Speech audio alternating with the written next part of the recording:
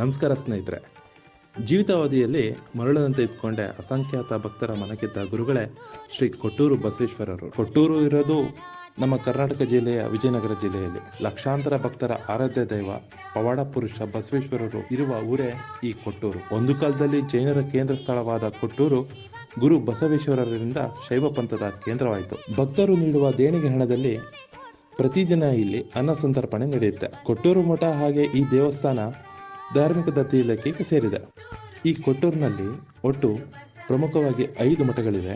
ಮೂರುಕಲ್ಲು ಮಠ, ಹಿರೇಮಠ, ದರ್ಬಾರ್ ಮಠ, ತೊಟ್ಟಿಲು ಮಠ, ಗಚ್ಚಿನ ಮಠ ಹಾಗೆ ಮರಿಮಠ. ಈ ಗಚ್ಚಿನ ಮಠದಲ್ಲಿ ಗುರು ಬಸವೇಶ್ವರರ ಜೀವಂತ ಸಮಾಧಿಯನ್ನು ನಾವು ಈಗಲೂ ಕೂಡ ನೋಡಬಹುದು. ಇಲ್ಲಿನ ಮತ್ತೊಂದು ವಿಶೇಷ ಏನಂದರೆ, ದೆಹಲಿಯ ಚಕ್ರವರ್ತಿ ಅಕ್ಬರ್ ಕೊಟ್ಟೂರಿಗೆ ಬಂದು 7 ದಿನಗಳ ಕಾಲ ಗುರುಗಳ ದರ್ಶನಕ್ಕಾಗಿ ಕಾದು 8ನೇ ದಿನ ಗುರು ಬಸವೇಶ್ವರರ ದರ್ಶನ ಪಡೆದು